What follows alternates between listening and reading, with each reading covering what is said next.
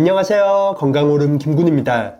아삭한 식감과 시원한 맛의 오이는 날이 따뜻해질수록 찾는 사람이 많아지는 채소입니다. 오이에는 풍부한 수분과 함께 각종 비타민과 식이섬유도 풍부해 우리 건강에도 많은 도움을 주는데요. 이런 오이도 어떻게 세척하고 어떻게 먹느냐에 따라 건강상 이점을 더욱 크게 높일 수 있습니다.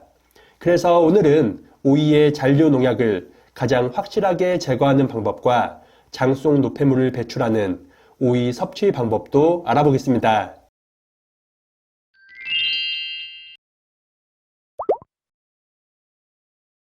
잔류 농약을 확실하게 제거하는 오이 세척 방법입니다.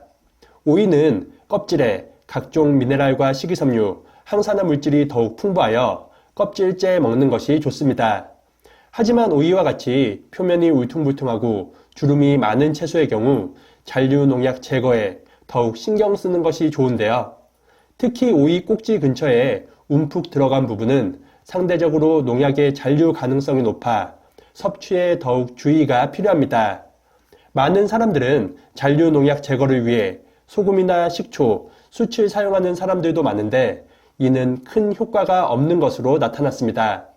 식약청이 발표한 세척 물질에 따른 잔류 농약 제거 연구에 따르면 수돗물과 비교했을 때 식초물과 소금물, 숯 등을 활용한 세척법은 차이가 없다고 밝혔습니다.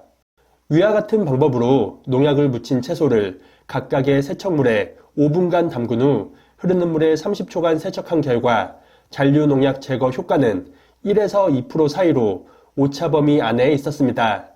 담당 연구관은 농약의 종류와 성질이 모두 다르기 때문에 특정 방법으로 모든 농약을 제거하는 것은 어렵다고 말했습니다. 그렇다면 오이 표면에 남아있는 잔류 농약을 제거하기 위해서는 어떤 방법이 가장 효과적일까요? 그 방법은 바로 밀가루를 활용하는 것입니다.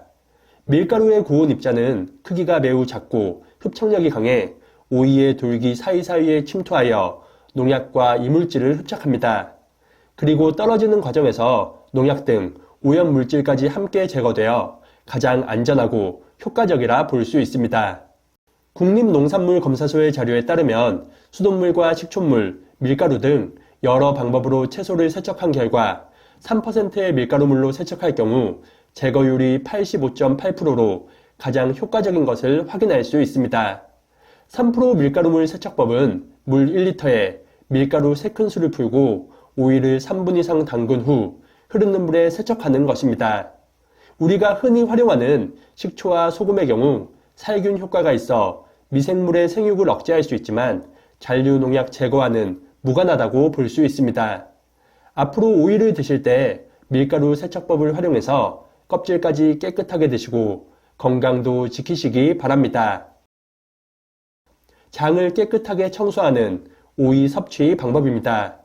오이는 95%가 수분으로 되어 있을 정도로 수분 함량이 높은 채소입니다. 그리고 각종 항산화 성분도 가득해 장 건강과 해독에도 효과적인데요. 오이에 풍부한 비타민 B와 전해질 등의 성분들은 천연 이뇨제로 작용하여 장 속 독소 제거를 도와줍니다. 동의보감에도 오이는 이뇨 효과가 뛰어나 장과 위를 이롭게 하고 부종 완화와 해독 작용에 도움이 된다고 기록되어 있습니다. 이런 오이도 그냥 먹는 것보다 이 과일과 같이 먹는 것이 더욱 좋습니다. 바로 사과입니다. 사과의 풍부한 펙틴은 오이와 같이 먹을 경우 장 속 노폐물 배출에 아주 큰 도움을 줄 수 있습니다. 펙틴은 장내 유해균을 억제하고 유익균은 증식시키며 흡착력이 뛰어나 장 속 노폐물을 흡착하여 몸 밖으로 배출시킵니다. 또한 펙틴은 수용성으로 물에 잘 녹는 특징이 있는데 수분이 풍부한 오이와 만나면 그 효과를 극대화할 수 있습니다. 오이의 수분과 전해질이 사과의 펙틴과 만나 서로 시너지 효과를 발휘해 장 속 독소와 노폐물 배출을 도와주기 때문입니다. 오이와 사과는 건강상 이점뿐만 아니라 아삭한 식감과 깔끔한 맛으로 반찬으로 먹기에도 아주 좋습니다. 지금부터 말씀드릴 사과 오이 무침 레시피를 참고해서 장 건강을 지키시기 바랍니다. 장 속 노폐물을 배출하는 사과 오이 무침 레시피입니다. 2인분 기준 오이 2개와 사과 반 개, 양파 반 개, 그리고 양념장을 준비합니다. 양념장은 액젓 4큰술에 고춧가루 2큰술, 다진 마늘 1큰술, 매실액 1큰술, 그리고 참기름 1큰술로 만듭니다. 먼저 오이와 사과는 앞에서 말씀드린 밀가루 세척법을 활용해서 깨끗하게 세척합니다. 세척이 끝났으면 오이는 먹기 좋게 한 입 크기로 썰어줍니다. 사과와 양파도 오이와 비슷한 두께로 얇게 잘라서 준비합니다. 사과 껍질에 펙틴이 2배 이상 더 풍부하니 껍질째 사용하는 것이 좋습니다. 그 다음 오이와 사과, 양파를 볼에 넣고 양념장을 골고루 부어줍니다. 그리고 양념이 잘 섞이도록 손으로 살살 버무립니다. 너무 세게 버무리면 오이와 사과가 물러질 수 있으니 적당한 세기로 묻혀줍니다. 버무릴 때 소금 한두 꼬집으로 간을 맞춰도 좋고 기호에 따라 매실액을 조금 추가해도 좋습니다. 이렇게 잘 버무린 후 깨를 솔솔 뿌려주면 맛있는 사과 오이 무침 완성입니다. 아삭하고 매콤한 오이 무침에 사과까지 더해져 더 상큼하게 드실 수 있습니다. 맛있는 사과 오이 무침으로 입맛은 살리고 건강은 지키시기 바랍니다.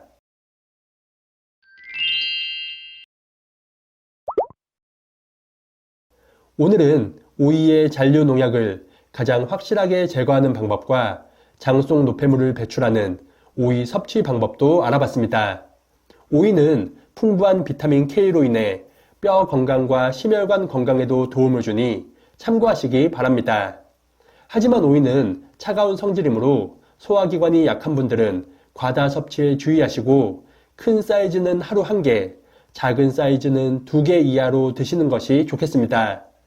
그리고 오이에는 칼륨이 풍부하여 나트륨 배설과 혈압 관리에는 효과적이지만 신장에는 부담을 줄 수 있으니 신장이 약하거나 신장 질환이 있는 분들은 오이 섭취에 주의하는 것이 좋겠습니다. 오늘 영상이 유익하셨다면 구독과 좋아요 그리고 댓글도 많이 부탁드립니다. 그리고 이 영상을 소중한 분들과도 공유하셔서 모두가 건강하시길 바라겠습니다.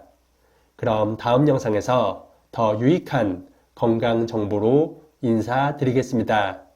오늘 하루도 건강하세요.